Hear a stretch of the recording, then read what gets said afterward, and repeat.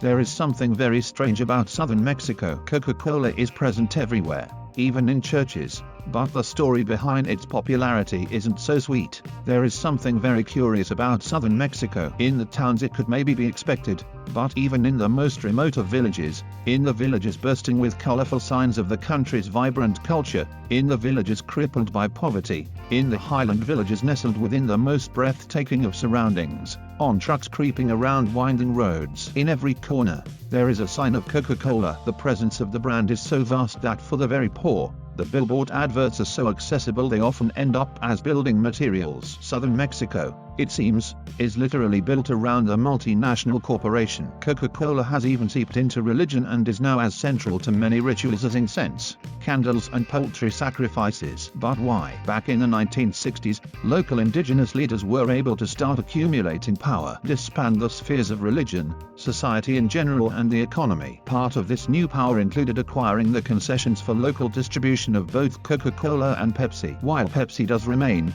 it is sales of Coca-Cola that have specifically soared in the region, with some churches in the areas targeting alcohol consumption around the same time, specifically the local firewater called pox, a drink often used to feed spirits in rituals. Coca-Cola became a seemingly perfect substitute. Believed to feed the good spirits and help the ill, the sweetness of the beverage was said to please the spirits, with the burp signifying the expulsion of evil from one's body. Over time, Coca-Cola was not only seen as a drink linked to spiritual practices, but also found itself elevated to symbolize social status and a sign of good hospitality. Overall, to locals the sweet drink seemed a wonderful addition to life. Realizing that they had captured a highly receptive new market, Coca-Cola constructed a bottling plant in the region in the 1990s and introduced heavy marketing practices, using indigenous language and religious references to ensure that Coca-Cola would never be far from the mind of locals. Their marketing strategy worked, with a drink so heavily advertised and promoted that it now seems difficult to escape from the iconic imagery. Unfortunately,